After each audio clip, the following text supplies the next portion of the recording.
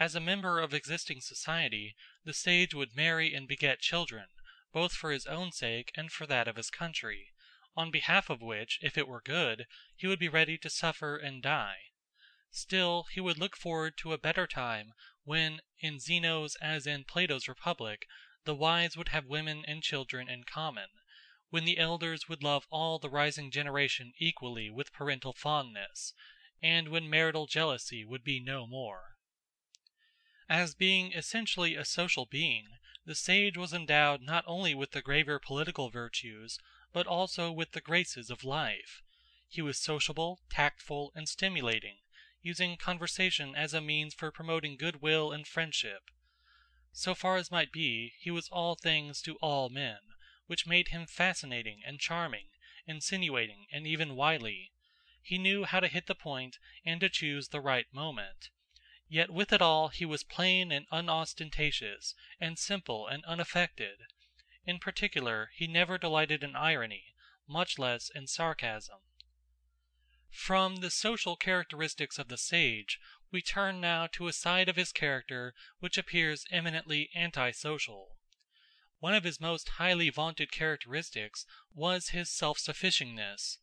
He was to be able to step out of a burning city, coming from the wreck not only of his fortunes, but of his friends and family, and to declare with a smile that he had lost nothing. All that he truly cared for was to be centered in himself. Only thus could he be sure that fortune would not wrest it from him. The apathy or passionlessness of the sage is another of his most salient features. The passions being, on Zeno's showing, not natural, but forms of disease, the sage, as being the perfect man, would of course be wholly free from them. They were so many disturbances of the even flow in which his bliss lay. The sage, therefore, would never be moved by a feeling of favor towards anyone. He would never pardon a fault, he would never feel pity, he would never be prevailed upon by entreaty, he would never be stirred to anger. To say that the sage is not moved by partiality may be let pass as representing an unattainable but still highly proper frame of mind. But to say that he is unforgiving is apt to raise a prejudice against him on the part of the natural man. There were two reasons, however, for this statement, which tend to alter the light in which it first presents itself. One was the ideal conception which the Stoics entertained of law. The law was holy and just and good. To remit its penalties, therefore, or to deem them too severe, was not the part of a wise man. Hence they discarded Aristotle's conception of equity as correcting the inequalities of law. It was a thing too vacillating for the absolute temper of their ethics. But a second reason for the sage never forgiving was that he never had anything to forgive. No harm could be done to him so long as his will was set on righteousness, that is, so long as he was a sage. The sinner sinned against his own soul. As to the absence of pity in the sage, the Stoics themselves must have felt some difficulty there, since we find Epictetus recommending his hearers to show grief out of sympathy for another, but to be careful not to feel it. The inexorability of the sage was a mere consequence of his calm reasonableness, which would lead him to take the right view from the first. Lastly, the sage would never be stirred to anger. For why should it stir his anger to see another in his ignorance injuring himself? One more touch has yet to be added to the apathy of the sage. He was impervious to wonder. No miracle of nature could excite his astonishment, no mephitic caverns which men deemed the mouths of hell, no deep-drawn ebb tides, the standing marvel of the Mediterranean dwellers, no hot springs, no spouting jets of fire. From the absence of passion it is but a step to the absence of error. So we pass now to the infallibility of the sage, a monstrous doctrine, which was never broached in the schools before Zeno. The sage, it was maintained, held no opinions, he never repented of his conduct, he was never deceived in anything. Between the daylight of knowledge and the darkness of nescience, Plato had interposed the twilight of opinion, wherein men walked for the most part. Not so, however, the Stoic sage. Of him it might be said, as Charles Lamb said of the Scotchman with whom he so imperfectly sympathized, "His understanding is always at its meridian. You never see the first dawn, the early streaks. He has no falterings of self-suspicion. Surmises, guesses, misgivings, half-intuitions, semi-consciousnesses, partial illuminations, dim instincts, embryo conceptions, have no place in his brain or vocabulary. The twilight of dubiety never falls upon him."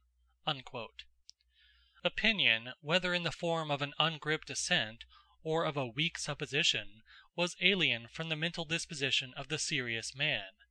With him there was no hasty or premature assent of the understanding, no forgetfulness, no distrust.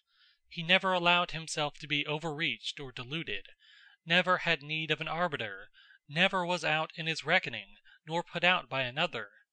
No urbane man ever wandered from his way, or missed his mark, or saw wrong, or heard amiss, or erred in any of his senses. He never conjectured, nor thought better of a thing, for the one was a form of imperfect assent, and the other a sign of previous precipitancy. There was with him no change, no retraction, and no tripping. These things were for those whose dogmas could alter. After this it is almost superfluous for us to be assured that the sage never got drunk. Drunkenness, as Zeno pointed out, involved babbling, and of that the sage would never be guilty. He would not, however, altogether eschew banquets. Indeed, the Stoics recognized a virtue under the name of conviviality, which consisted in the proper conduct of them. It was said of Chrysippus that his demeanor was always quiet, even if his gait were unsteady, so that his housekeeper declared that only his legs were drunk. There were pleasantries even within the school on this subject of the infallibility of the sage. Aristo of Chios, while seceding on some other matters, held fast to the dogma that the sage never opined. Whereupon Perseus played a trick upon him. He made one of the two twin brothers deposit a sum of money with him, and the other call to reclaim it. The success of the trick, however, only went to establish that Aristo was not the sage, an admission which each of the Stoics seems to have been ready enough to make on his own part, as the responsibilities of the position were so fatiguing. There remains one more leading characteristic of the sage, the most striking of them all, and the most important from the ethical point of view. This was his innocence or harmlessness. He would not harm others, and was not to be harmed by them. For the Stoics believed, with Socrates, that it was not permissible by the divine law for a better man to be harmed by a worse. You could not harm the sage any more than you can harm the sunlight.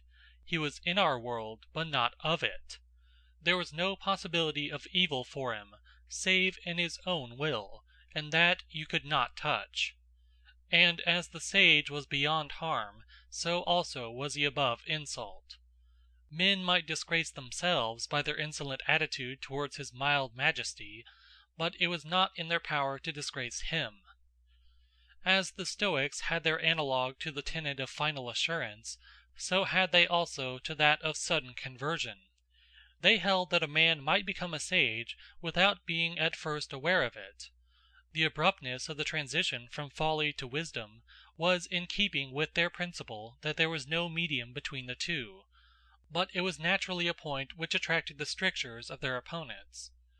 That a man should be at one moment stupid and ignorant and unjust and intemperate, a slave and poor and destitute, at the next a king, rich and prosperous, temperate and just, secure in his judgments and exempt from error, was a transformation, they declared, which smacked more of the fairy tales of the nursery than of the doctrines of a sober philosophy. Chapter 5